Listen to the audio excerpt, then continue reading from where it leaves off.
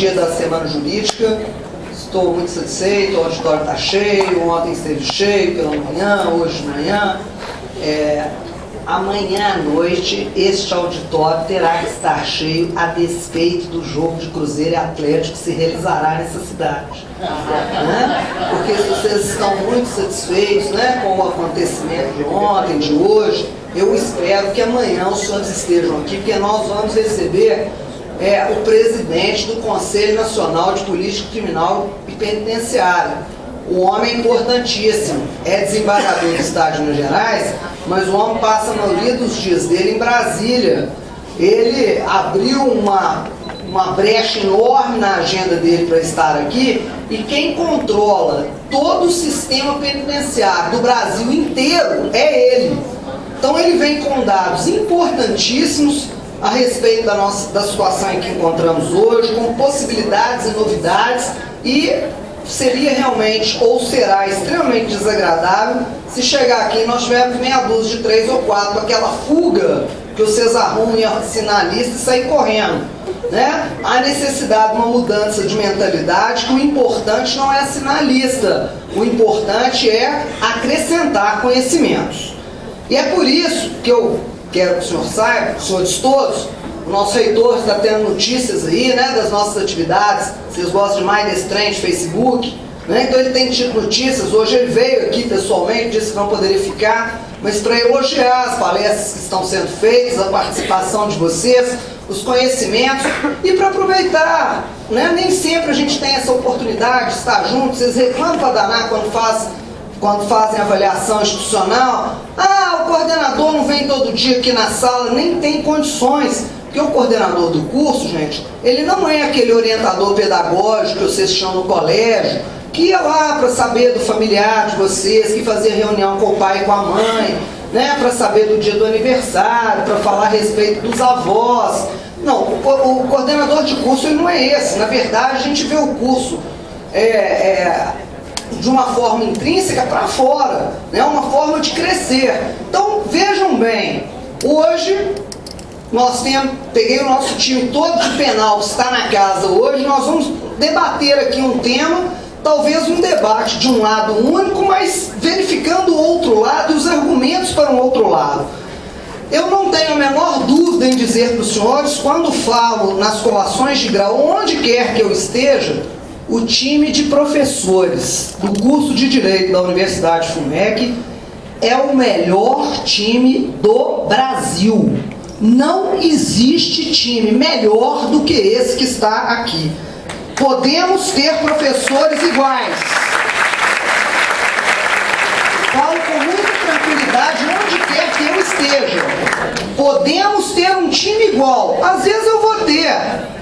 Mas o ponta de lança que joga na USP é melhor que o ponta esquerda que joga na FUMEC. Lindo. Eu estou falando é time.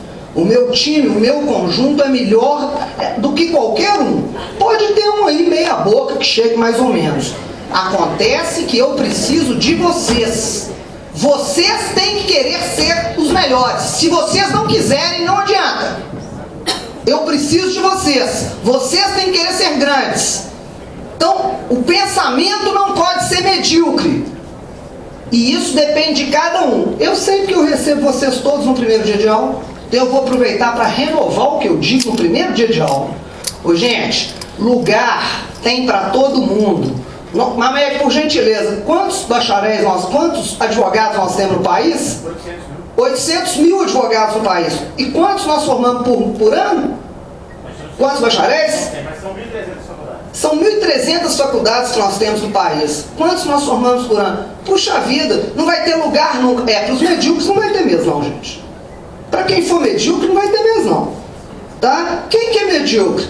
Quem não está nem aí, né, gente? Quem simplesmente está se importando. Quem é aquele que geralmente chega e fala assim: professora, mas olha aqui, eu tirei 60 e só porque eu tive 2 faltas o professor me reprovou. A preocupação do sujeito é tirar 60. Ele não está preocupado se ele aprendeu ou se ele não aprendeu. Isso para ele é o de menos. Isso é ser medíocre. Né? A vida vai mostrar para ele lá fora qual a importância que ele deu a isso. Sabe por quê? Porque quem não está preocupado com isso, a nota dele é 90. Né? A nota dele é 90 e tantos, ele estuda todos os dias. Eu não tenho tempo para estudar porque eu trabalho o dia inteiro. Tem sim, porque ele passa aqui na faculdade todos os dias, das 7 até as 22 horas, 22h30.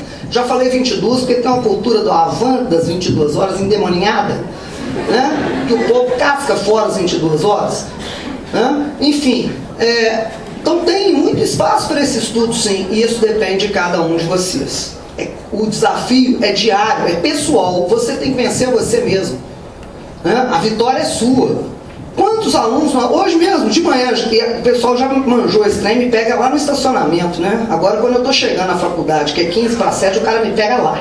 Né? E já veio como professor, eu formei, passei direto no mestrado na Federal, já terminei o mestrado, eu quero uma oportunidade da aula aqui. Né? Então ele formou há pouco tempo, tem 3 anos, já terminou o mestrado agora, defendeu que é uma oportunidade de ser professor aqui. Puxa vida, como isso traz orgulho. Agora, poxa, ele passou no mestrado na Federal direto. Por quê? Ele estava sempre aí, foi um bom aluno, ele estudou, ele é isso. Então vejam bem, aqui tem trampolim. Vocês têm o que de melhor pode ser dado a vocês aqui dentro. Agora, se vocês não quiserem estudar, aqui trampolim é aquele negócio, você vai ficar nele parado aqui. Se você não impulsionar com as suas pernas, ele também não vai, não, ele fica parado aqui. Você vai ficar eternamente aqui parado em cima do trampolim. E o mestrado daqui também é bom. Excelente mestrado, não tenha dúvida. Não, eu estou dizendo, porque a gente tem referências, né? Poxa, o sujeito conseguiu fazer, vai conseguir, vocês têm um excelente curso. Depende de vocês. Né? Depende de vocês. Ok? O sermão esteve muito bom, gostei muito. Agora nós vamos passar para a discussão generalizada. O Roquete pediu para não chamar um por um, não. Então eu vou chamar só ele, depois separadamente. Depois eu vou chamar todos os colegas. Por favor, professor doutor André Roquete, André Luiz Barbosa Roquete, é o nosso querido professor de Medicina Legal, diretor do Instituto Médico Legal de Minas Gerais.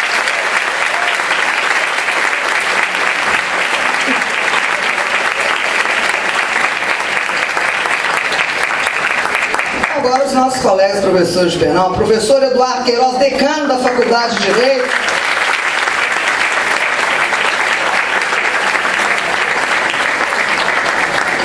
Pela ordem de antiguidade aí, sou eu. Depois de mim é o Guilherme, professor Guilherme Orlando.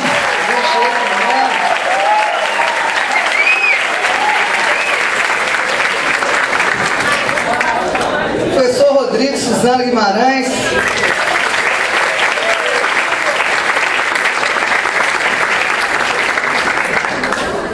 Professor Eduardo Magalhães Ferreira, vulgo Juan Santana.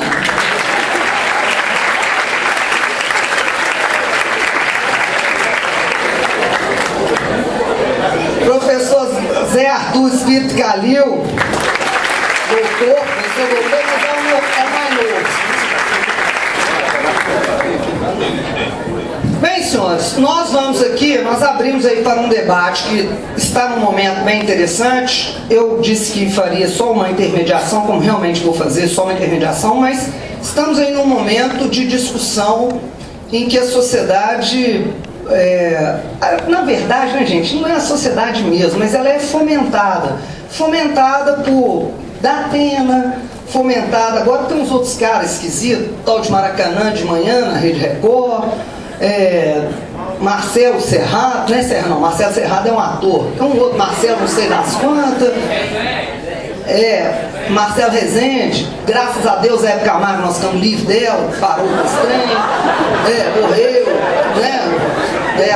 né, fina dona, enfim, esse pessoal aí, defensor, né, da lei e ordem, que fica lá querendo ser mais realista que o rei e dizendo que todos os crimes violentos que acontecem são praticados por menores. Mas é um negócio gozado, porque todo crime que a gente vê, tudo bem, a violência está aumentando, ninguém vai discutir, isso é fato. Sempre tem um maior, sempre tem um imputável junto, mas sempre se atribui o fato ao menor, ao menor, ao menor, ao menor.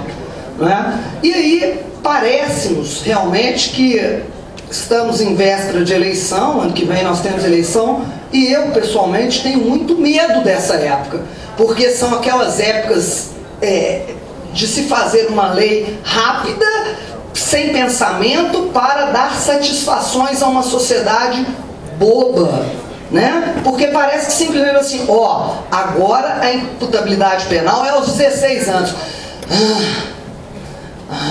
Agora resolveu, agora tá bacana, agora seus problemas acabaram. E, na verdade, nós sabemos que isso não soluciona. Ou, talvez solucione, né? E é isso que nós vamos discutir. Eu vou passar a palavra primeiro ao professor Eduardo, que, com o seu conhecimento vasto, inclusive histórico, de considerações diversas, no direito comparado também, poderá iniciar aí a nossa discussão. Vou sentar aqui, tá, gente? Eu tô aí com medo. Você tá aí no meio dessa confusão sua.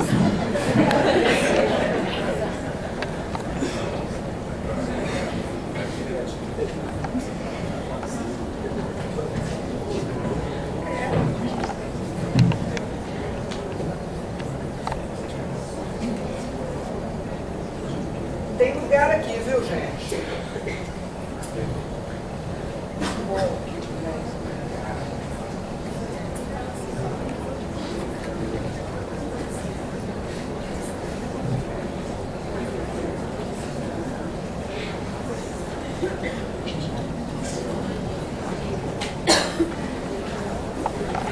Em primeiro lugar, meu boa noite,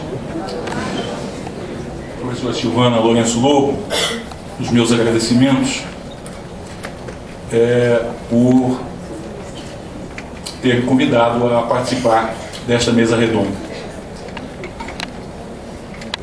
Eu vou me abster de considerações históricas, até para que não haja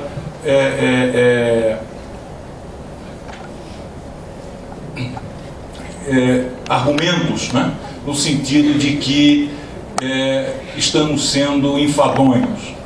A questão que se coloca é o seguinte: a maioridade hoje inicia-se sabidamente aos 18 anos, mas há já muito a proposição no sentido de que ela se veja reduzida, né, para os 16.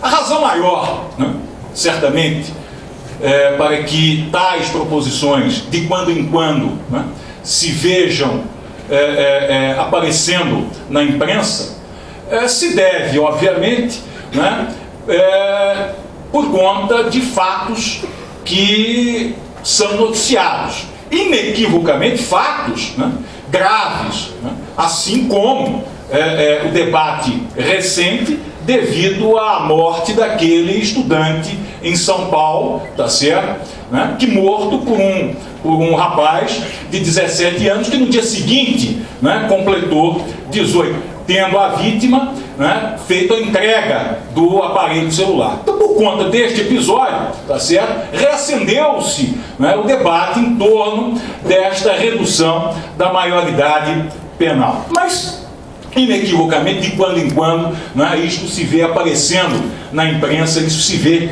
na mídia, né? E sempre, como acontece entre nós, em função, né, de episódios, em função de fatos, em função, né, de eventos que acontecem e que chamam a atenção da sociedade, né? Assim foi, né, com algumas leis, né? Aqui no Brasil, né, tem-se essa cultura, né, do elaborar, né, do se criar leis, né, sobretudo em matéria penal, né, em face desses episódios, em face de fatos que são noticiados, em face de eventos que acontecem e que causam um certo clamor social, né? Há no Brasil essa tendência, há no Brasil essa cultura, né, além do que, né, é reconhecida, né, diríamos, o sentimento de prazer com que o legislador, né, formula, elabora, legisla em matéria penal, sobretudo quando, né, é para punir né, com maior gravidade, tá certo? O legislador, eu costumo dizer isso, o legislador ele tem um prazer quase orgásmico, né, quando elabora uma lei penal para impor pena mais grave, impor uma sanção, né, que puna, né, com maior gravidade, né? Enfim, é essa, né, a cultura, é isto que nós temos. E essa questão da maioridade se vê, né, reacendendo, né, com frequência em face, inequivocamente, né, destes eventos episódicos, né, desses fatos que por vezes chamam a atenção, né, e causam um certo clamor na sociedade. Assim é, né, esse debate recente. O que fazer, né? O que fazer? Reduzir a maioridade penal dos 18 para os 16? Né? Será que é possível, né, encontrar uma solução alternativa, intermediária, talvez? Eu devo confessar que, a princípio, eu me colocava visceralmente contrário a essa redução. Entretanto, diante da quase inevitável mudança na legislação, e eu posso dizer, eu chego a dizer que é quase certo que esta alteração se verificará, acho que talvez possamos buscar ou tentar buscar uma solução intermediária, uma solução alternativa, né? Daí então eu estar, né, dizendo que achava assim, não deveria se fazer tal alteração, me punha, portanto, frontalmente contrário a ela, mas hoje creio, né, que possamos, quem sabe, discutir alguma coisa que possa ser intermediária, que possa ser alternativa, tá certo? De modo a que não venhamos amanhã a colocar aquele, né, que entre os 16 e 18, vale dizer, 16 completos, 18 incompletos no cárcere, junto com delinquentes reconhecidamente de alta, extrema periculosidade, e ali, né, usando expressão antiga, né, fazendo pós-graduação em delinquência, mas que possamos, dentro desta solução alternativa, punir com certo rigor a delinquência nesta faixa etária, neste limite etário dos 18 completos e dos 16 completos e dos 18 incompletos, né? Sem que se vejam, né, estes que, dentro desta faixa, né, jogados, literalmente, dentro de um sistema carcerário, né, que, entre nós, é reconhecidamente imprestável para a finalidade da pena, que é a ressocialização. Então, é dessa maneira que me coloco de início, né? Acho que haveremos de ter oportunidade, né, de discutir essa questão, de colocar, tá certo, os pontos de vista, né, de modo a que, quem sabe, possa surgir alguma coisa, né? De antemão, eu me coloco dessa maneira, né?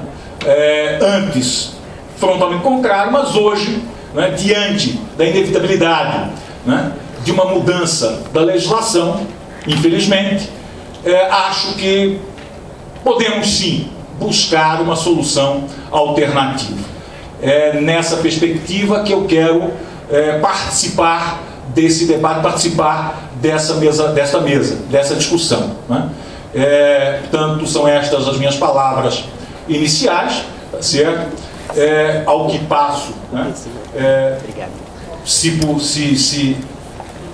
por ordem de antiguidade, ao professor Roquette, para que ele possa tecer também as suas considerações. Antiguidade?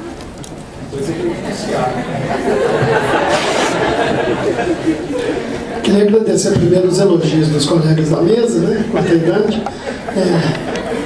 Agradecer a honra de poder estar aqui numa posição confortável, porque eu sou o único aluno aqui diante dos meus mestres, né? Então eu represento a comunidade acadêmica. Bom, o que eu tenho a dizer aqui é muito pouco, até porque é a área que a gente ainda está estudando aí, meus colegas de sala estão ali. Então, uma coisa que eu acho interessante, um aspecto interessante, é a questão do corte de 18 anos, que sempre foi utilizado, né, para a questão da imputabilidade penal. Eu achando curioso, quem é que fez esse corte de 18 anos? Ele vem de outra esfera, de definições biopsicossociais ou biológicas, mas então lá na biopsicomedicina ou na sociologia, quem que descobriu esses 18 anos lá? Por que esses 18 anos? Então, assim, eu vejo o seguinte, que nas épocas pregressas, aqui, as pessoas de gerações anteriores, assim, até nossos pais, era muito comum que pessoas de 14, 15, 16 anos fossem arrimo de família, criassem filhos, né?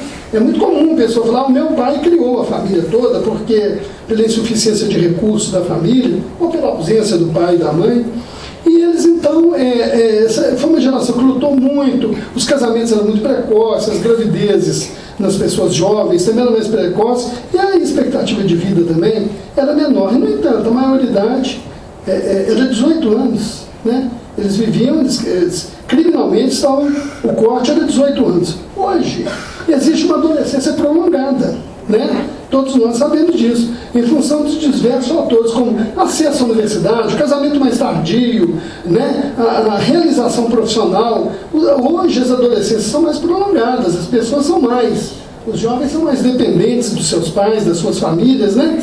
Então, se nós fôssemos escolher o método psicoemocional, o método psicossocial para justificar um corte, eu acho até que a gente devia aumentar para 25 a 30 anos, né? Porque se estão tão prolongadas as adolescências. Bom, agora é evidente que do ponto de vista médico, que é a contribuição que eu posso dar, do ponto de vista psíquico-emocional, a pessoa de 16 e 18 anos é seguramente a mesma coisa. Todo mundo que tem 18 anos, do ponto de vista médico que eu estou dizendo, né? Quem tem 16, 17 a 18 anos, é a mesma cabeça. As pessoas que têm 18 anos, será que se fizerem assim um retrospecto, será que há 2 anos atrás pensavam tão diferente de hoje? Acredito que não. Ou seja, não pensavam nada com 16 e continuam não pensando com 18. Né? Então, acontece que se nós fôssemos basear exclusivamente nesse problema de idade, o problema não estaria resolvido. Então, o que eu vejo é o seguinte, eu vejo que o que ocorre, em realidade, é a maneira como essas pessoas de 16 e 18 anos são conduzidas na sociedade. Quem tem uma vida, uma família estruturada, que tem uma condição de trabalho, de estudo, evidentemente que vai ter mais carinho, autoestima mais elevada, né? Ela vai se determinar na sociedade de uma maneira mais adequada. As pessoas são iguais. Agora, exigir também de uma pessoa de 16, 17 anos, uma sociedade altamente consumista, um mundo de shoppings, de cores, de materialismo, né? Uma sociedade rica à vista de todos, mas na possibilidade de alguns e de muito poucos, e as pessoas têm desejos. Então o menor sofre, o adolescente sofre com essa tendência também de ter. Nós estamos no mundo de ter e não no mundo de ser. Então, eu acredito o seguinte, a maioridade, 16 ou 18 anos, no meu modo de ver, não altera absolutamente nada e não cria eu acho que não cria nenhuma garantia, ainda tira o foco da sociedade. tira o foco dos grandes problemas, que é educação, que é melhor condição de presídio, e etc, etc. E eu quero só terminar, só isso que eu tenho a dizer no momento, mas uma coisa interessante que eu vi que é o seguinte, que quando um jovem se envereda pelos caminhos da criminalidade, de certa forma, nós estamos nos deparando com o nosso próprio fracasso. Não com a atitude dele em si, né, primitiva de ser o criminoso, mas é o nosso próprio fracasso que está estampado nessa sociedade. Muito obrigado a todos.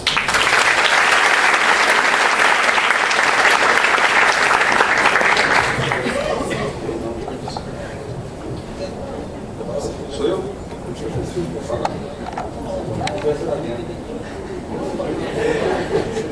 Vou falar em pé porque está sentado com dificuldade, sabe?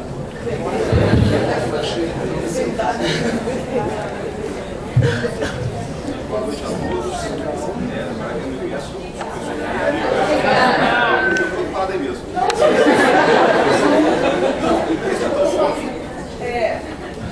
Alô? Olha. É o botão on.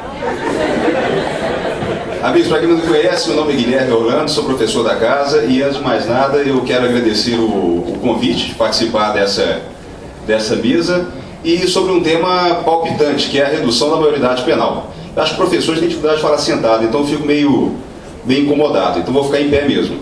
Gente, não sei se vocês estão vendo na televisão aí, tem um filme hardcore passando. Já viram? Porque assim, é carioca, tá? Já tivemos um ônibus 174, não é isso? Tá? Agora tem um ônibus 365. Eu não sei se você sabe, o protagonista do ônibus 365 foi preso hoje. Pessoal, o que é o ônibus 365? Eu não pego essa linha. Graças a Deus. Porque vocês viram o caboclinho, e aí é pornografia, é violência no seu nível mais extremo. Ele entra mais ou menos meio-dia, anuncia o roubo no ônibus e resolve depois pegar uma das passageiras, levar até o banco onde era destinado aos deficientes físicos, e lá ele manda ver. O que manda ver, professor? Estrupo! Praticou um estrupo ao meio-dia! E o mais incrível, todo mundo olhando. E você repara na filmagem, ele chega depois, olha para a câmera e dá aquela paradinha. E sabe qual é a sacanagem? Que a polícia editou os vídeos. Então você vê na internet e não vê a cena completa. Sabe por quê? Acho estranho. Porque, olha, poxa, estamos tão acostumados com essa violência, por que tiraram as melhores cenas? Isso pra gente já é normal. Estupro em van, em ônibus do Rio de Janeiro, lá é igual bala perdida, entra no ouvido e sai no outro. Bobagem. E aí eu me pergunto, não sei se você sabe, esse caboclinho, e parece que o universo conspira, né, para a redução da maioridade penal. Esse caboclinho, ele tinha 17 anos de idade. Era então, portanto, ele praticou estrupo e ele era de menor. Então você já tem o fato do professor Eduardo, que ele mencionou do celular. Um cidadão aos 17 anos de idade mata um outro para roubar um iPhone, né? Esse agora estupra de frente das câmeras e faz um filme hardcore que nem Frotinha foi capaz. E ele é de menor. Eu acho que algum deputado plantou esse cara lá dentro. Não é possível. E aí eu fico pensando, eu acho que a gente está chegando naquele nível do Laranja Mecânica, aquele filme que é praticamente profético. Para quem lê o livro ou então viu o filme, que é a adaptação do Antônio Burgess, do livro do Antônio Burgess, homônimo, Laranja Mecânica, é a história de jovens que saem para a rua para praticar barbaridades. E eles, enquanto estão em casa, são todos infantilizados. Falam uma linguagem infantil, se comportam como crianças, são mimados pelos pais e saem para barbarizar. É a banalidade do mal. Eu não sei se vocês sabem, o que inspirou este autor a escrever essa obra foi a esposa grávida dele. Quem foi meu aluno sabe disso. Pessoa, mas esposa grávida, essa criatura tão angelical? Sim. Ela passeava pelas ruas de Londres. Jovens, alguns menores, abordaram essa mulher. Um falou, olha, uma mulher grávida. O outro disse, olha, a barriga parece uma bola. O terceiro disse, bola se chuta. Começaram a chutar a barriga da mulher grávida por pura diversão. Isso inspirou o livro e o filme mais violento que eu já vi, que é Laranja Mecânica. E hoje nós estamos vivenciando cenas do Laranja Mecânica todos os dias. Isso vai criando na gente uma anemia moral, um sentimento de impunidade e de incapacidade. Eu acho isso que nos traz aqui.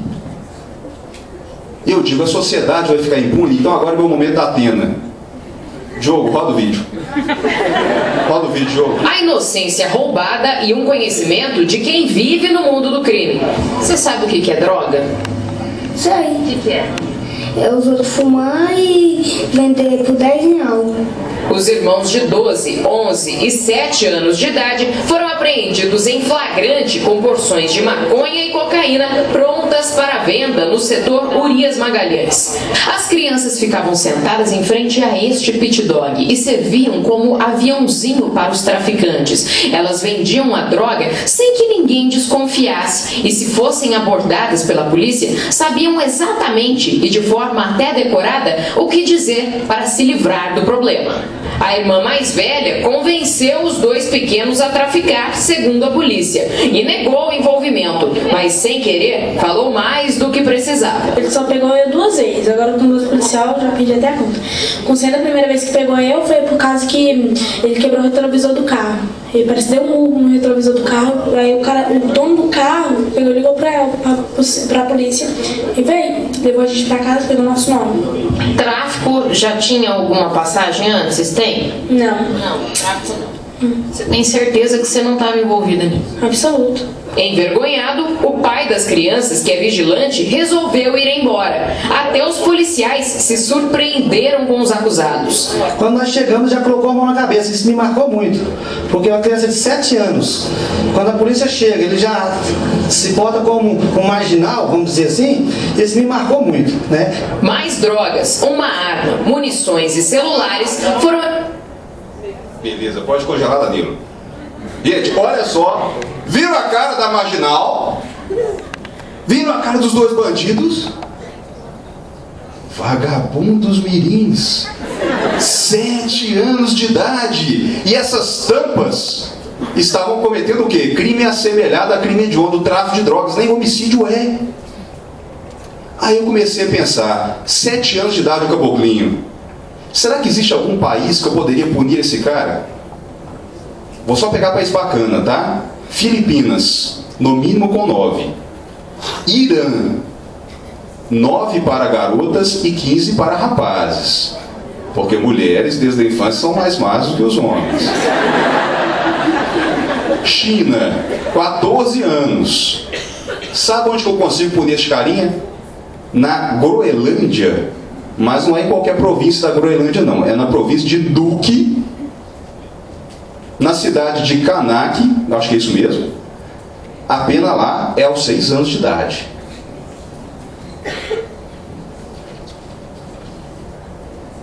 Eu fico pensando, nós vamos reduzir a maioridade penal para 16? Não vai adiantar, porque eu vou punir esses caras só na Groenlândia. E não se extradita nacional. Como é que vai fazer? Ele vai continuar traficando. Eu não sei se alguém é estagiário aqui. Quanto o estagiário ganha mais ou menos por mês? O salário, né? Estagiário é uma vida miserável. Sabe quanto que ganha? Olha só, aí pra você ter uma ideia. O dono da boca, 15 mil por semana. O cara que dá segurança, 1.000 a 2.000 por semana. 1.000 a 2.000 por semana. Será que alguém acredita, levianamente, que redução da maioridade penal vai resolver o problema?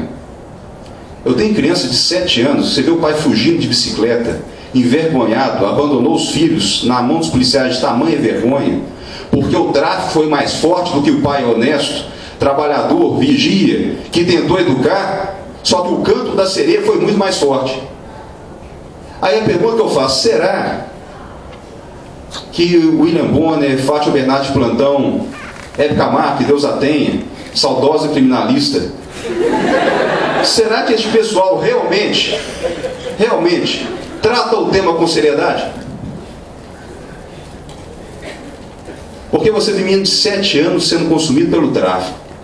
E quem está botando esses meninos no tráfico? O bacana na classe média que compra o seu cigarro de maconha para curtir num sábado no motel com a namorada. E a sociedade hipócrita veio me falar em redução da maioridade penal. Quando nós passamos pela rua e vemos crianças abandonadas, o que nós fazemos? Quando você passa pelo centro da cidade para comprar sua máquina digital, o professor até confessou, não vou falar quem comprou uma recente, está até filmando.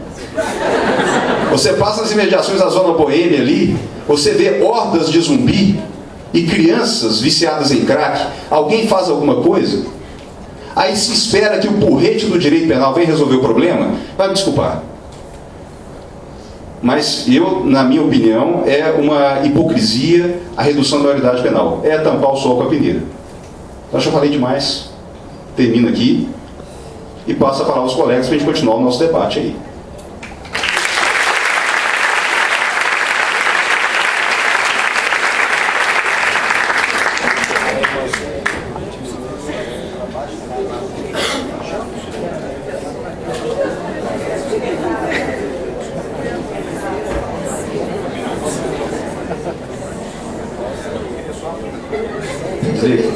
Eu queria apresentar o professor Rodrigo, que todo mundo já é conhecido, mas é o maior advogado de Belo Horizonte.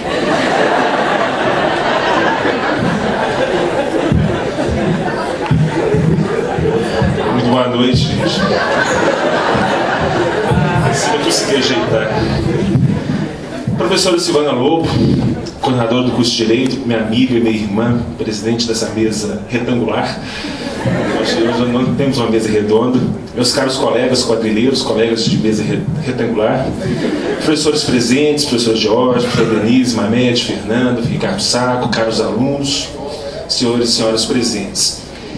Eu vou aproveitar um pouquinho do que já foi falado pelo Roquete, pelo Eduardo, pelo Guilherme, e tentar trazer o debate para a situação atual que vivemos.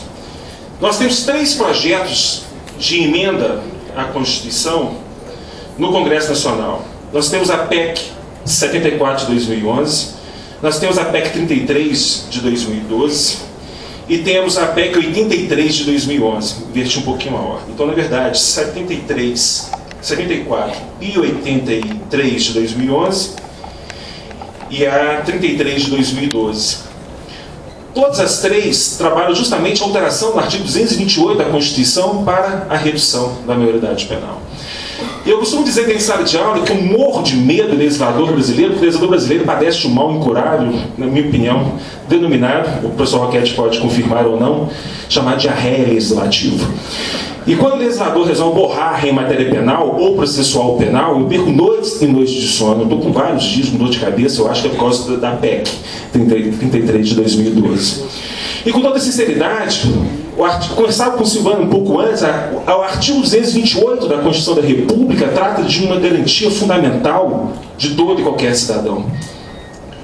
Na minha opinião, não poderia ser modificado por emenda da Constituição, é cláusula pétrea. A idade penal é cláusula pétrea da Constituição. Mas vai ser alterada ano que vem, ano de eleição, e os nossos políticos precisam de votos.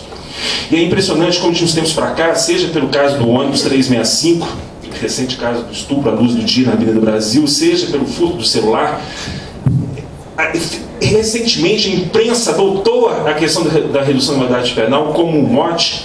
E tudo que nós vemos agora diz respeito à criminalidade neste país. No domingo, eu estava com meu pai assistindo um programa terrível na televisão. Meu pai gosta de programas muito ruins de televisão. Eu não sei nem que canal que era um trem parecido com Fantástico. Como é que chama o trem? Domingo Fantástico? Domingo alguma coisa. E durante 1 hora desse programa, só se discutiu criminalidade neste país. E aí vários fatos ocorridos nos últimos anos foram discutidos pelo repórter ou pela reportagem, passando de percefarias a hipóteses recentes que não foram levadas a júri popular ainda, e obviamente discutindo a questão da maioridade penal. A Veja dessa semana traz em sua capa a questão da criminalidade neste país. Então é certo que nós, como disse o professor Eduardo, que nós vamos mudar o artigo 228 e vamos reduzir a maioridade penal. E aí eu pensava, vindo para cá, uma questão extremamente fundamental, e eu jogo essa questão para vocês, meus colegas de mesa. Para que serve o direito penal? Eu vou perguntar de forma diferente. O direito penal serve para alguma coisa? O direito penal serve para poder reduzir criminalidade? O direito penal serve para combater a criminalidade neste país? O Guilherme discutiu que agora vamos reduzir a maioridade para 16, e daí? Isso vai trazer uma repercussão? Só se nós mandarmos esse menino lá para a Groenlândia, porque com 6 anos de idade, com 7 anos de idade, ele já pratica atos infracionais. O direito penal serve para combater criminalidade. Nós vamos ter criminalidade do menino de 18, de 16, de 14, de 15, de 7, enquanto nós tivermos problemas estruturais graves que dizem respeito à saúde, à educação, à renda, à distribuição de renda.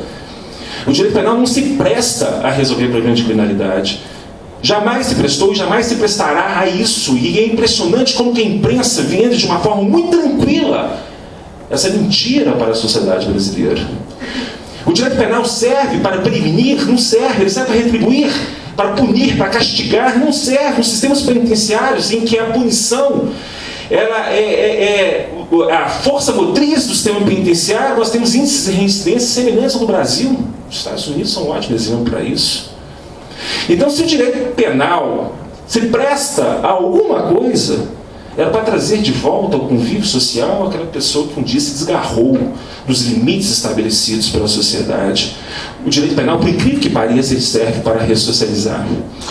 E nós temos um direito penal, seja pela parte geral do Código, seja pela lei de execução penal, muito voltado, integralmente voltado para a recuperação deste criminoso. O sistema penitenciário brasileiro, o sistema progressivo de cumprimento de pena brasileiro, estabelecido os moldes do sistema progressivo irlandês, eu sempre digo que a Irlanda nos propiciou coisas muito boas. Uma boa cerveja, um bom Scotch, Decors, U2. O sistema progressivo de cumprimento de pena é um dos sistemas mais avançados do mundo. Nossa lei de execução penal de 84 é uma das leis de execução penal mais avançadas do mundo. E por que não funciona? Eu entrei no site do Ministério da Justiça e coletei alguns dados. O professor Guilherme, na semana passada, quando falava da crise do direito penal, ele trouxe, de certa forma, esses dados. Olha só, nós temos hoje, se eu conseguir enxergar, nós temos hoje 548.003 pessoas presas. Hoje não, os dados são de dezembro de 2012. Em dezembro de 2012, nós tínhamos 548.000 pessoas no sistema penitenciário brasileiro. E há muita dificuldade no Ministério da Justiça em separar pena de medida de segurança, que inclui as medidas de segurança. Nós temos 310.687 vagas no sistema penitenciário. Isso quer dizer que nós temos um déficit, a princípio, de 237.316 vagas. Nós temos atualmente 192.611 mandados de prisão expedidos e não cumpridos. Isso quer dizer que se esses mandados de prisão forem cumpridos, nós temos um déficit de 430.000 vagas no sistema penitenciário brasileiro. E aí nós pensamos, ótimo, nós temos uma lei de execução penal de primeiro mundo e temos 400.000 vagas, a menos do que deveríamos ter num depósito de lixo humano, que é a penitenciária do Brasil hoje. E aí nós queremos pegar o nosso menor infrator, que está no depósito de inimputáveis, como os nossos doentes mentais estão nos manicômios judiciários, depósitos de doentes mentais, e queremos trazer esse menor infrator para esse sistema penitenciário brasileiro, em que o moço toma banho no buraco, na parede, como que ele é bem narrou, com riqueza de detalhes, ele faz suas necessidades fisiológicas. Lembra, Guilherme, semana passada? Não, foi o mousse de chocolate, o miolo de pão sendo usado como mousse. A miolo de pão, mas teve a mousse de chocolate com miolo de pão. Mas não teve a mousse de chocolate? Tem mousse de chocolate com milho também. Com milho também.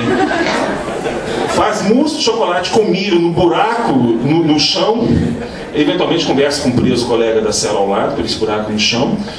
Se tem condições de dormir, muitas vezes dorme amarrado à grade da cela.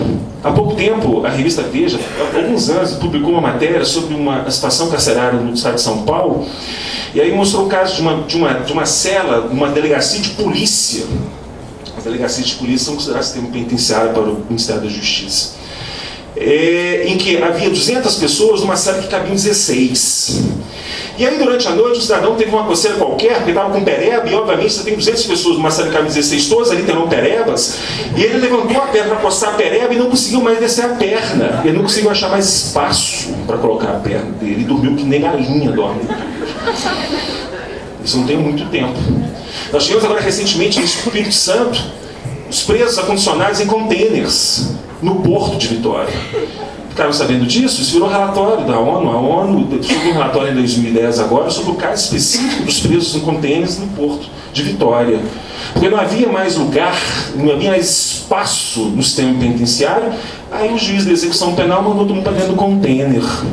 E aí eles resolveram liberar espaço da forma como vocês sabem que o espaço é liberado. Matando o colega de cela, só que para chamar a atenção eles mataram com requinte de crueldade, dispararam um pedaço de preso por todo o contêiner. Então, num sistema penitenciário que eu coloco preso dentro do contêiner, obviamente que não adianta termos um código penal moderno, termos uma lei de execução penal moderna, porque jamais iremos ressocializar quem quer que seja. E ontem vocês tiveram o privilégio de assistir uma palestra do Dr. Juarez, juiz de direito de Nova Lima, que veio trazer aqui para vocês como que funciona o método APAC, menina dos olhos, do professor Juarez, do Dr. Juarez. E certamente ele trouxe os dados de que o método APAC ressocializa quase toda a população carcerária que passa pelo sistema. Mais de 90% de recuperação daqueles condenados. E por que o método APAC funciona? Porque nele há a aplicação da lei de execução penal, nem uma linha menos, nem uma linha mais, simplesmente se aplica a lei neste país. Então, quando debatemos redução de maioridade penal, hoje nós temos algo em torno de 18 mil adolescentes cumprindo medidas socioeducativas de internação. Então nós traríamos mais 18 mil adolescentes, a princípio, porque nós temos outros atos infracionais sujeitos a outras medidas socioeducativas que não são internação, que, dependendo do ilícito penal praticado, levariam aquela pessoa ao sistema penitenciário. Então, de plano, 18 mil adolescentes na faixa etária de 16 a 18 anos de idade ingressariam no sistema penitenciário brasileiro, este em que há um déficit de quase 500 mil vagas, neste em que não há o cumprimento da lei de execução penal, neste em que não há o respeito à dignidade da pessoa humana. Para quê? Para absolutamente nada. O direito penal no Brasil não serve para absolutamente nada. Serve para o advogado ganhar dinheiro, serve para o Datena ser eleito vereador, serve para o delegado de polícia ser eleito vereador, serve para isso o direito penal, para mais nada.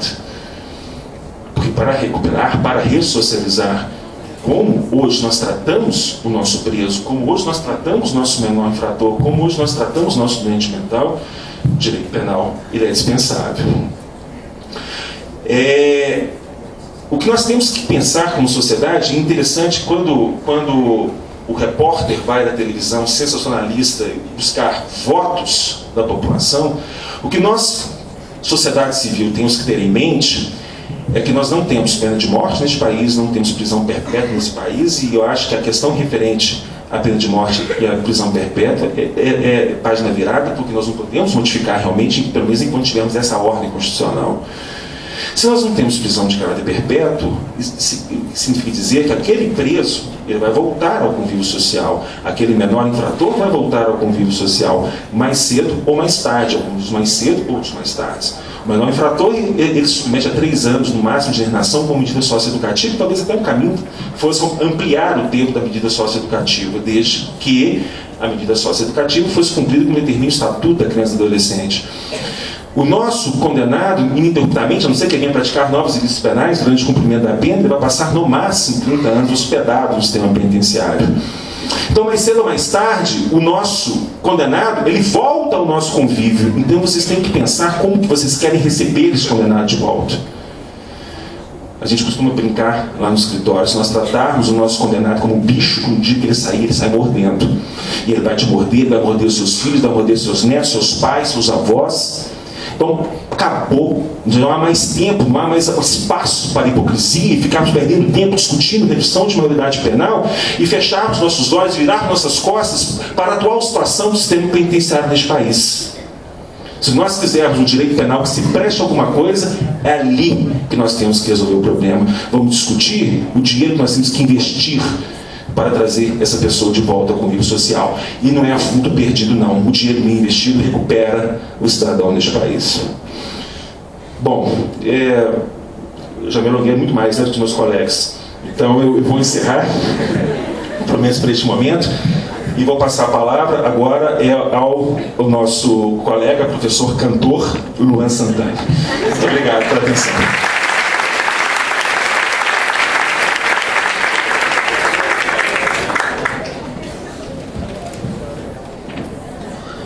Boa noite a todos, boa noite aos meus atuais alunos, aos meus ex-alunos e para aqueles que eu ainda não tive o prazer de lecionar. Eu me apresento, meu nome é Eduardo, quer dizer, tem o Eduardão do Direito Penal, né? Aí sobrou para mim inicialmente o apelido de Eduardinho e depois inventaram esse outro apelido aí que eu não sei porquê.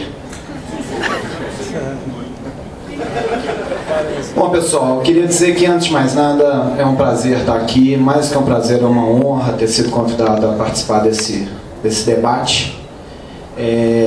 Nós que damos aula de Direito Penal, a gente tem um prazer muito grande de poder lidar com questões que os alunos trabalham muito no dia a dia.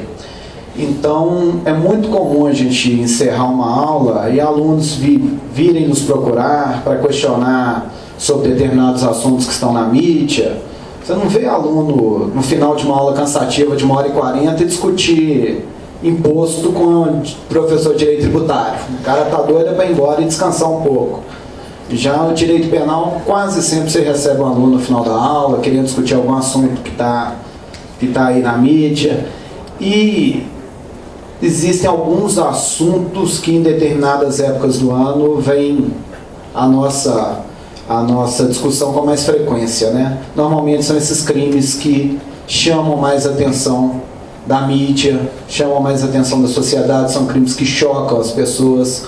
Então eu me lembro perfeitamente de ter passado um bom tempo só respondendo pergunta de alunos sobre o caso Isabela Nardoni, depois sobre o caso Bruno e daí por diante. E agora, mais recentemente, o assunto que está em tela é esse assunto da questão da redução da maioridade penal em face dos crimes, se é que a gente pode chamar de crimes, né, já que quando o agente é inimputável, você vai chamar de ato infracional, se praticado por menor, mas esses últimos crimes ocorridos aí, praticados por menores de 18 anos.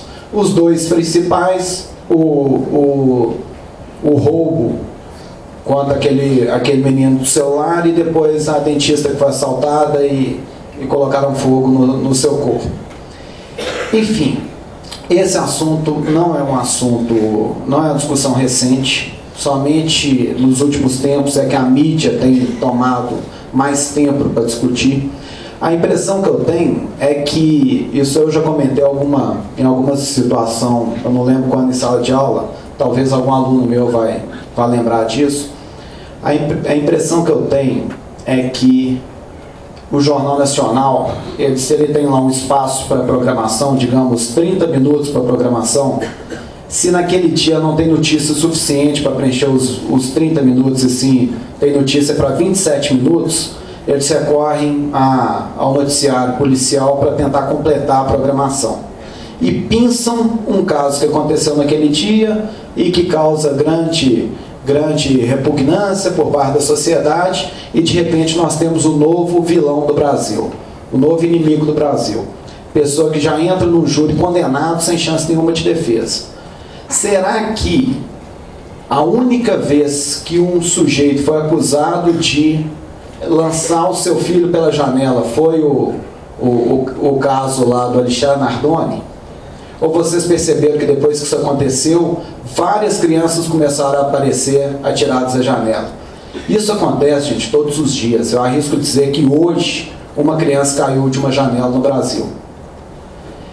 Aquele caso do menino João Hélio, que foi arrastado pelas ruas, eu arrisco dizer que hoje uma criança foi arrastada pelas ruas. Mas o Alexandre Nardoni praticou esse fato no dia que o Jornal Nacional não tinha os 30 minutos de programação. E de repente virou o novo inimigo do Brasil. Esses menores que praticaram esses fatos nos últimos dias não inauguraram um novo tipo de crime, não. Isso vem ocorrendo há muito tempo.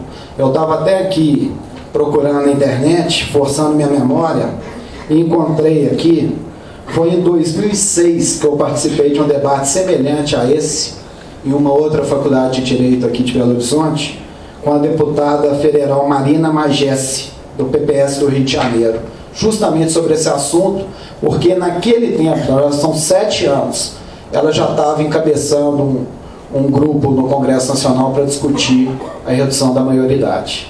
Mas parece que, por conta desses crimes praticados nos últimos dias e que foram escolhidos para ganhar espaço na mídia, a discussão se reacendeu de novo. Porque basta o Jornal da Globo repetir aquele caso mais tarde, que no outro dia de manhã cedo, hoje em dia já está noticiando isso, daí a pouco a Sônia Abraão já está falando à tarde sobre o mesmo crime, e até aí é até suportável. O problema é quando começa o Datena a falar sobre aquilo, e agora nós temos um novo inimigo no Brasil. Então, enfim, os atuais inimigos do Brasil são os menores infratores. Essa discussão, como eu disse, não é nova, é discussão bem antiga, e conhecemos os dois principais argumentos de quem defende a redução da maioridade penal para 16. O primeiro argumento é um argumento até constitucional, ao dizer que se a Constituição dá ao adolescente de 16 anos o poder para escolher os seus próprios representantes, dá a ele o direito de votar, significa que o Constituinte está dizendo que ele tem intelecto, tá com sua capacidade intelectual pronta, inclusive para entender a gravidade de um ato praticado e, portanto, ser punido pelo crime praticado. O segundo argumento é o argumento de que quem tem 16 anos já é um homem formado. Eu estava, inclusive, vendo aqui um debate que teve hoje, até notícia fresca, teve um debate hoje no programa Estado de Direitos, do TV Estadão, entre um desembargador, Antônio Carlos Malheiros, e o promotor Marcelo Luiz Baroni. O desembargador contra a redução da maioridade e o promotor de justiça favorável à redução. O argumento é como era de se esperar. O argumento do promotor de justiça, abre aspas, tá por aqui, deixa eu ver.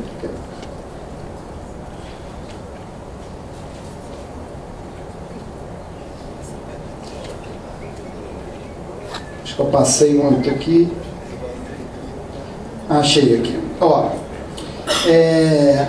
ele diz o seguinte: eles, porque eu estou pegando já um trecho mais adiantado, eles se referindo aos menores infratores. Eles não querem saber se é um pai de família ou trabalhador. Não tem limites, querem se divertir. E se não tiverem limites, vão se tornar cada vez mais violentos. A verdade, aí é aqui que eu queria chamar a atenção, a verdade é que dos 16 aos 18 anos, eles já são homens formados, já sabem o que estão fazendo.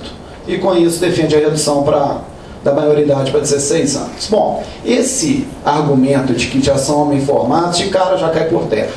Eu estava vendo, inclusive, essa semana, em razão desse debate mesmo que tá muito latente, eu estava vendo essa semana mesmo uma pesquisa científica que foi publicada na área de psiquiatria, dizendo que até os 25 anos o indivíduo ainda não está com a sua maturidade completamente formada, ou seja, ele ainda tem alguma dificuldade de entender a gravidade dos atos que pratica. Então, dizer que com 16 anos a pessoa já está absolutamente madura é argumento que vai de encontro com a própria ciência. Aos que têm menos de 25, as minhas escusas, eu não estou querendo ofender, dizer que você é imaturo, só estou querendo dizer que há estudos científicos de que até os 25 anos a pessoa não está completamente formada.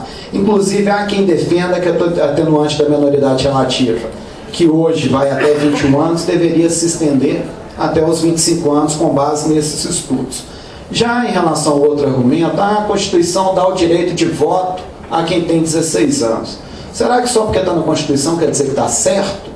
Será que não dá para discutir? Quantas e quantas vezes os senhores, nas aulas que assistem, se deparam com situações de erro grosseiro do Constituinte? Será que essa medida de permitir voto com 16 anos não foi uma medida eleitoreira para alguns candidatos poderem conquistar os votos dos mais jovens, inclusive candidatos mais jovens, que conseguem com isso uma empatia maior do público eleitor? Então não é porque está na Constituição que quer dizer que todo mundo tem maturidade. Por outro lado, a gente sabe também que, do ponto de vista operacional, a redução da maioridade vai trazer verdadeiro caos no Brasil. Quanto a isso, o professor Rodrigo já antecipou o que eu ia dizer, é que a gente sabe que não existe lugar, não existe vaga no sistema penitenciário para todos os réus maiores. Isso sem contar os vários foragidos que têm mandado de prisão expedido e que estão aí foragidos. Se a gente reduz a maioridade para 16, não vai ter lugar para esse monte de gente ficar preso. A gente sabe que o Estado tem adotado medidas na contramão de direção, justamente porque é mais barato liberar a vaga do que construir presídio. A gente sabe que tem o tal do indulto de Natal, que vem todo ano no mês de dezembro, para esvaziar as cadeias brasileiras. Não é porque o presidente da República é bonzinho e está querendo dar perdão para os que se comportaram bem, não. É porque em dezembro as cadeias estão no nível de superlotação que está beirando o desespero. Então, em dezembro, liberam aquele monte de réu. E aqui eu não estou falando, muita gente confunde o indulto de Natal com saída temporária de Natal. Não estou falando do sujeito que tem autorização para sair, passar o Natal em casa e voltar para a cadeia, não. Estou falando de quem tem a sua punibilidade extinta em razão do indulto. Não precisa voltar mais. Essas pessoas são colocadas na rua e podem reparar, comecem a reparar aí por volta do dia 20 e poucos de dezembro, isso costuma acontecer aí na metade do mês de dezembro, começa a reparar nessa mesma época nos noticiários policiais o quanto aumenta a criminalidade. Por quê? Porque essas pessoas não foram recuperadas no sistema prisional, saem de lá ainda não prontas para o convívio social e voltam a delinquir. Mas por que o Estado faz isso? Porque se confundiu e achou que elas estavam prontas? Não, porque precisava liberar a vaga para mais clientes entrarem ali a partir de janeiro. Em janeiro já tem bastante vaga, em fevereiro ainda tem, março começa a complicar, em abril já está cheio de novo. E aquilo ali vai virando uma panela de pressão até o próximo mês de dezembro, onde vai haver novo esvaziamento. Será que a medida de substituição da pena privativa de liberdade é simplesmente porque o legislador quer dar uma chance, na verdade uma nova não, uma primeira chance para quem comete seu primeiro delito sem violência ou grave ameaça, sem que seja reincidente, etc.? Não. Isso é uma medida do Estado para evitar que essas pessoas vão para a cadeia, porque não tem lugar para todo mundo. Então, é muito fácil falar, vamos reduzir a maioridade. Amanhã vamos fazer isso. E onde que a gente vai colocar essa turma toda que vai ser presa? Então, até do ponto de vista operacional, a coisa é complicada. E, finalmente, indo no cerne da questão, eu confesso que sempre fui radicalmente contra a redução da maioridade, mas radicalmente mesmo, tinha um ponto de vista ideológico, eu de cara já afastava. Hoje eu já me permito a pensar um pouco mais, embora ainda hoje eu tenha a convicção de que não vai ser isso que vai resolver o nosso problema. Eu tenho muito medo dessas discussões que tomam conta da mídia e causam grande clamor social, porque eu não arriscaria dizer, como foi dito aqui, que ano que vem já vai essa mudança já vai ter ocorrido. Eu não sei se isso realmente vai acontecer, mas eu estou realmente com medo de acontecer. E medo por quê? Porque toda mudança, sem que haja necessária discussão, sem que a própria sociedade seja chamada para dar a sua opinião, sem que especialistas sejam chamados para dar a sua opinião, é uma mudança perigosa. E mais, me assustou ver aqui o pedido do promotor de justiça. Ele diz o seguinte, quer ver?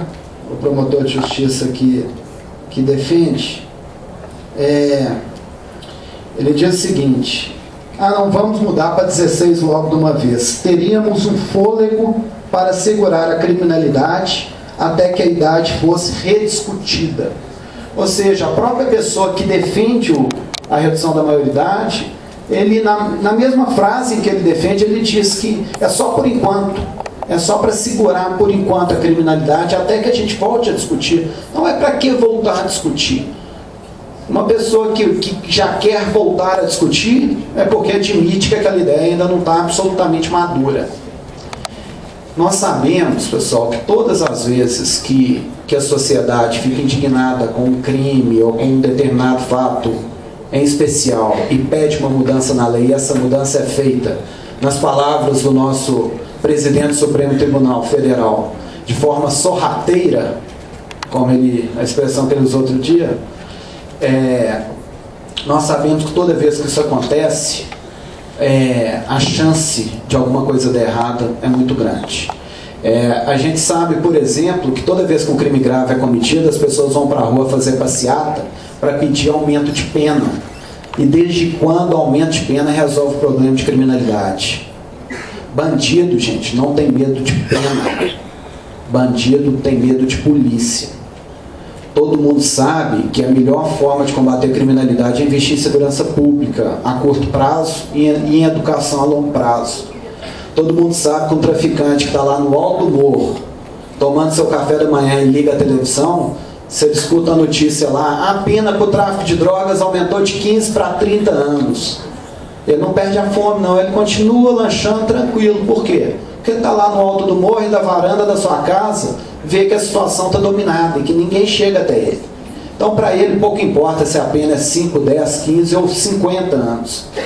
Mas se esse mesmo bandido liga a televisão e vê uma notícia de que o Estado de Minas Gerais adquiriu não sei quantas viaturas, aumentou em não sei quantos o número de policiais, comprou armamento novo, aí ele fica com medo. Porque na hora que ele começar a ver os seus colegas, seus comparsas sendo presos, aí ele começa a pensar, porra, o próximo pode ser eu. A gente sabe que a polícia, especialmente a de Minas Gerais, tem recebido muito investimento. Eu que trabalho na área criminal, eu tenho visto isso. Eu tenho visto uma polícia cada vez mais eficiente, mas a gente sabe que ainda falta muito. A gente sabe que os policiais ainda recebem salários baixos, o que facilita a corrupção. A gente sabe que em muitas cidades o policial anda com a viatura caindo aos pedaços. A gente sabe que em muitas cidades o policial ainda tem os seus antigos revólveres calibre 38 e é difícil colocar um policial com revólver para trocar tiro com bandido com fuzil.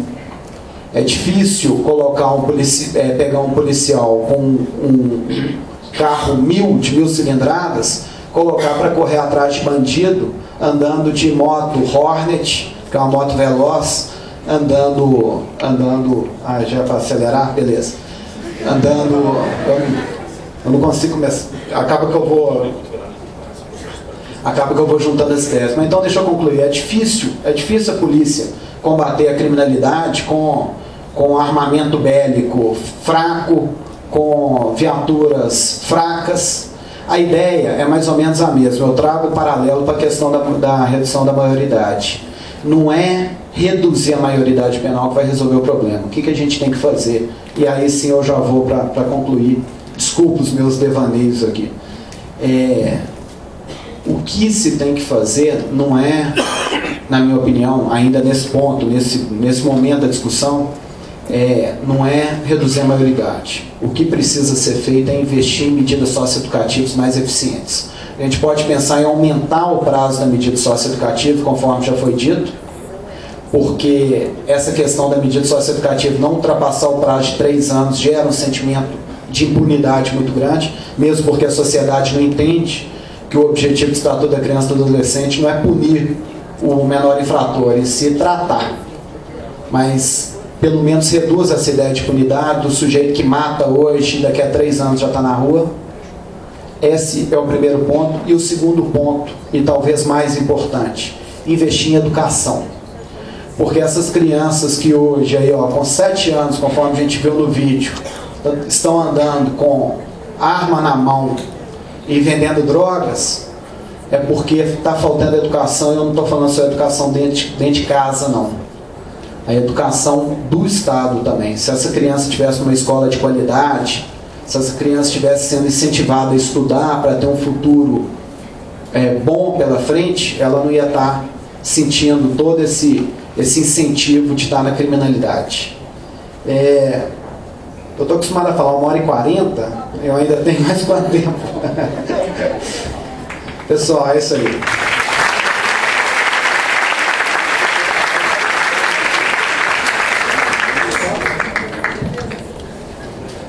Boa noite, auditório, senhoras, senhores, alunos, alunas, prezados membros da mesa, professora presidente dessa mesa, doutora Silvana Lobo.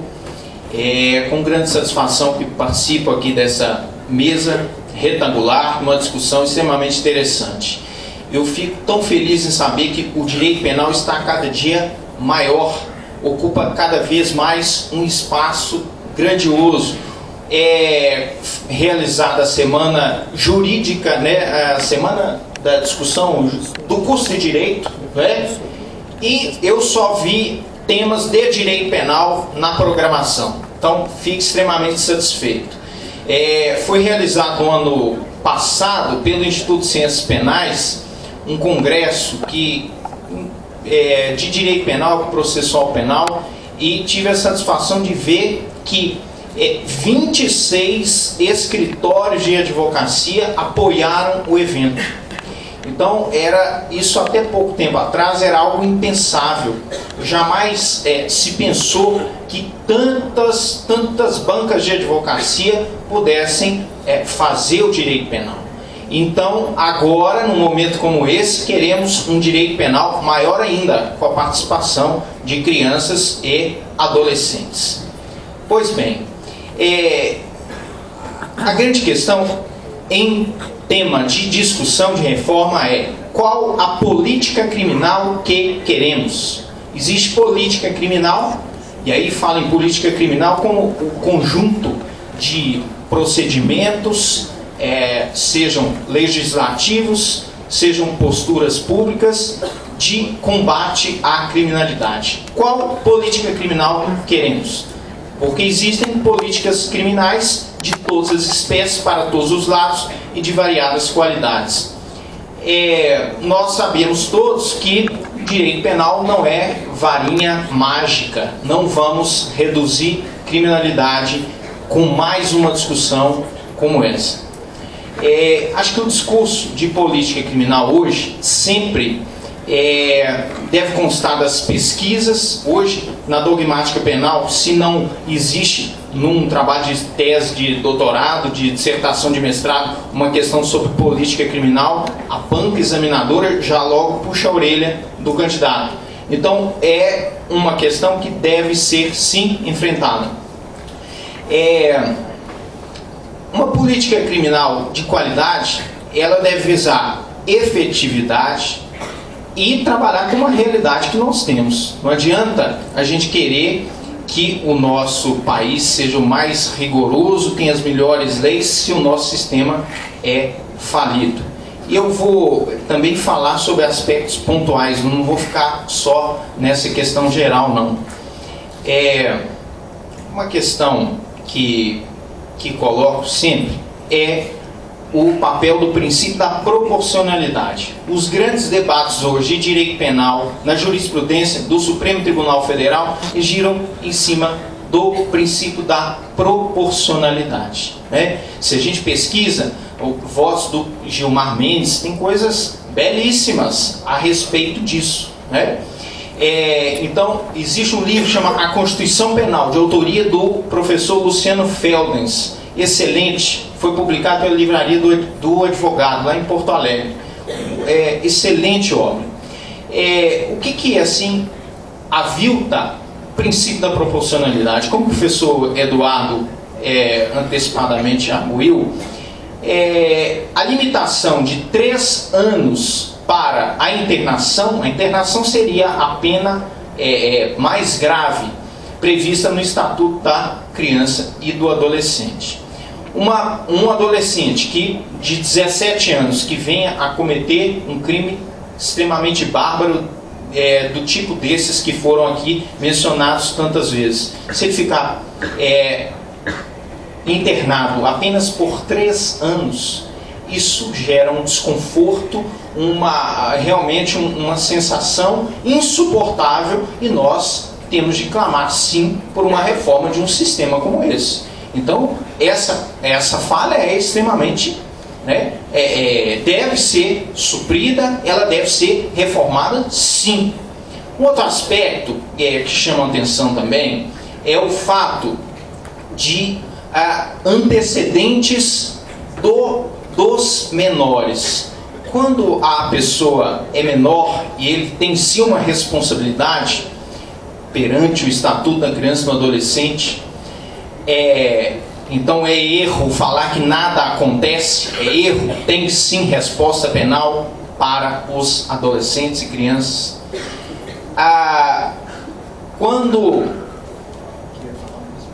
Tanta coisa que a gente precisa de falar, e quando se fala assim de improviso é difícil. Mas uma questão de aplicação de pena, o professor Eduardo é da assessoria do Tribunal de Justiça e está acostumado com a aplicação de pena o tempo inteiro.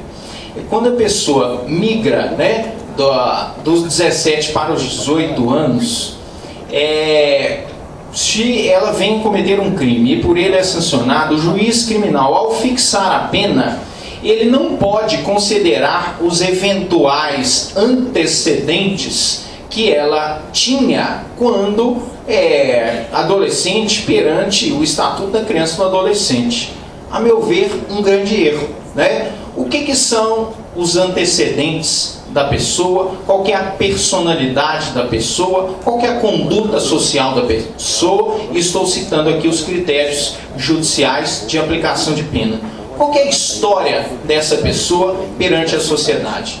Se ela teve um passado terrível como criança e adolescente, ficou internada várias vezes, várias passagens, será que num passo de mágica simplesmente se devem apagar esses antecedentes todos? Sim, porque esta é a posição que prevalece. Essa é a posição que prevalece, e um adolescente que teve os piores atos, ele passa a ter uma ficha limpa, cristalina. Ele não pode sofrer nenhuma majoração da pena em face dos seus registros quando adolescente. Então esse me parece um grande erro também. Qual que é a história da pessoa? A história da pessoa é antes de 18 anos, né? Qual que é a sua história? Vem de muito tempo, né?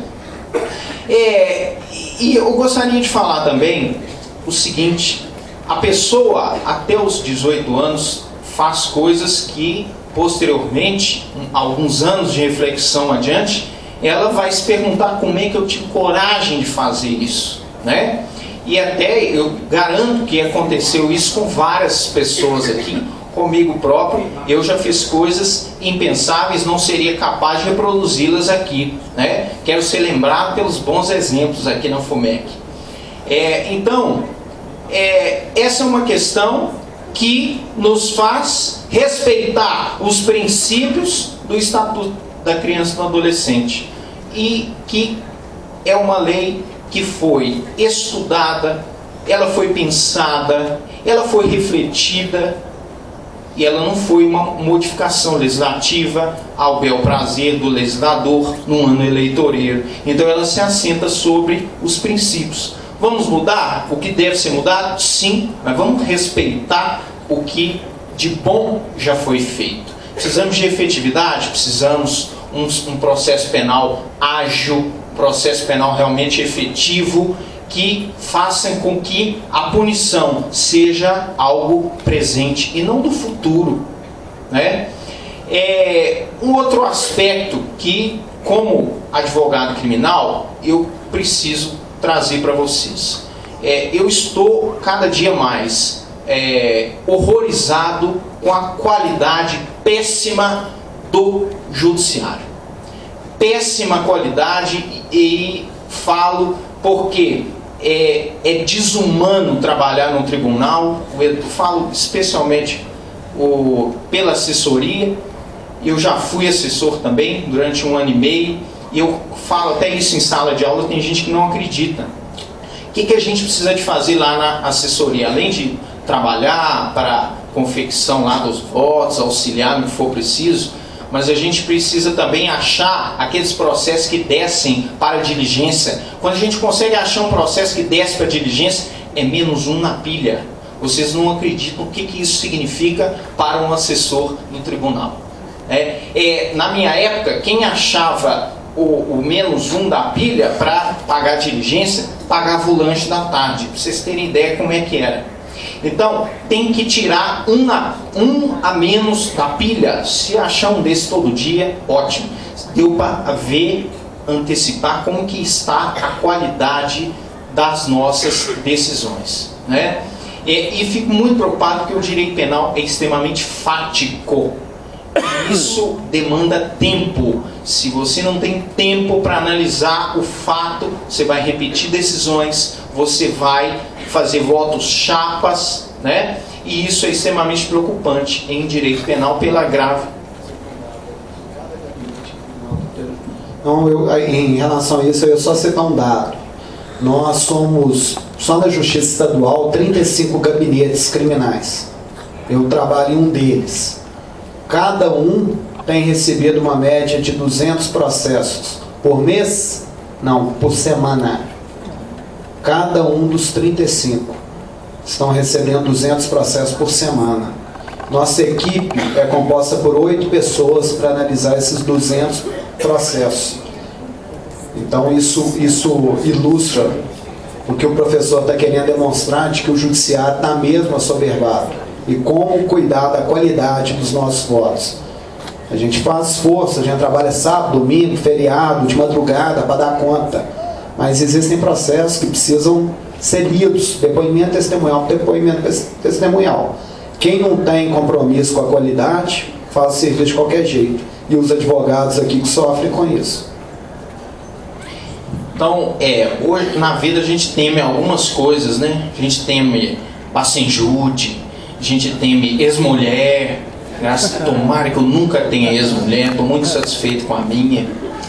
E a gente teme muito juiz criminal, indistintamente falando, tá? Porque a chance de ocorrer um erro judiciário é muito maior do que a gente imagina, mas muito maior mesmo.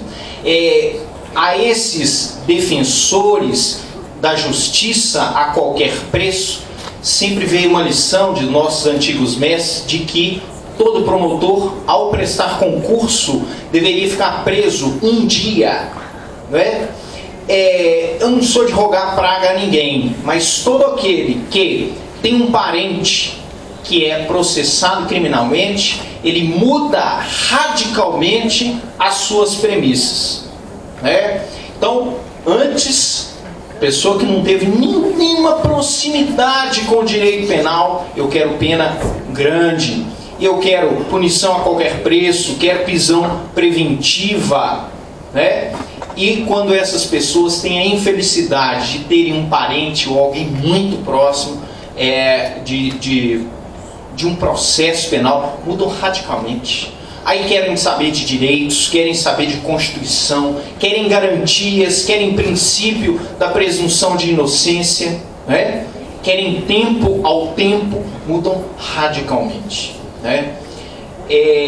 Então, gente, essas considerações, eu fiquei muito satisfeito hoje, porque hoje nós não paramos na questão meramente formal de um debate como esse. Poderíamos simplesmente falar, não, isso é cláusula aberta, ninguém mexe, ninguém tira, ninguém põe a mão.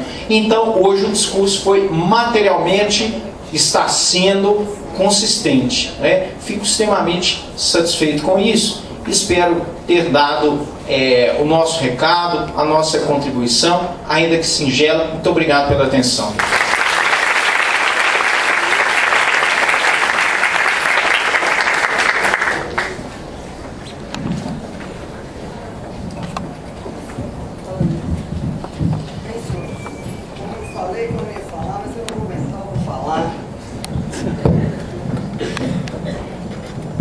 Quem já foi meu aluno, agora eu estou só no finalzinho do curso, então são poucos, só no 10º período da noite, no 9º período da manhã, mas eu já escrevi sobre esse tema E eu costumo sempre falar, direito é ciência social, direito não é ciência exata. Direito é ciência exata, tem lógica. Direito sem lógica não interessa. Então é óbvio que direito tem lógica. Direito penal é o que tem mais lógica dentro do direito, é o direito penal. Ele tem que servir para alguma coisa. Se ele não servir para alguma coisa, eu não preciso dele. Então ele é o que tem mais lógica dentro do direito, é ele. Qual a lógica que hoje a sociedade quer dele? Some com esse cara enquanto ele estiver lá dentro, ele não está me incomodando aqui fora. Hoje a lógica da sociedade é essa. Bom, então não é o direito penal que se quer. Não é direito penal, nós não precisamos de faculdade para isso. Nós não precisamos, talvez só de polícia. Nós discutimos ali paralelamente que hoje tem-se muito pouco medo da polícia. A bandidagem perdeu o medo da polícia. O professor Roquete, que é policial, como médico legista, ele é policial civil. Ele falou, não, Silvana, ainda se tem medo da polícia sim. O professor Eduardo também disse. E eu quero trazer aqui, se ele aceitar, o delegado João Reis, famoso delegado João Reis. Encontrei com ele no boteco outro dia, ele falou comigo, existe polícia mais não, doutora Silvana. Polícia acabou, por isso que tá bandidagem aí. Eu busco e levo minha filha todo dia. Comigo não tem esse trem, não. Falei, então tá certo, doutor. Vou levar o senhor fazer uma palestra. Ele não pôde vir agora na semana jurídica, mas prometo aos senhores que vou trazê-lo para ele contar como é que funcionava a polícia. Tem bandidagem hoje, não tem medo de polícia mesmo, não. Mas hoje nós temos direitos humanos, gente? Então tá certo. Não estou dizendo que está errado, não. Está tudo certo também. Mas veja bem. Vejam os senhores. Direito tem a maior lógica e tem que ter. Então é isso que nós temos que nos perguntar. Vamos rebaixar a maioridade? Vamos sim. Para quê? Não, porque aí vai resolver o problema. Qual o problema? O problema da criminalidade. Não vai. E aí é o que nós temos. Eu vou lançar duas perguntas. Para onde não serve? Não me respondam, porque vocês não valem nada, vocês vão responder que sim. Eu quero a resposta das mulheres. Você se casaria com um sujeito de 16 anos? Vai, pode quê? Sexualmente é o melhor que está tendo. De manhã, no meio da manhã, antes do almoço, durante o almoço, depois do almoço, no meio da tarde, durante a tarde, durante a madrugada, tem tirinha, é bom o patrão. Moço lisinho, bacanérrimo, cheiroso, simpático, tá agradável para todos os momentos. Sabe mexer com esse trem de Facebook, que ele resolve todos os seus problemas nisso. Negócio de computador, nunca mais você vai ter problema. Sobe na laje, conserta a caixa d'água, resolve esses problemas, serve para isso tudo. Troca lâmpada, é uma utilidade louca. Vai ali na farmácia e compra um trem com você rapidinho, dirige sem ter carteira, troca pneu numa beleza, resolve todos os seus problemas.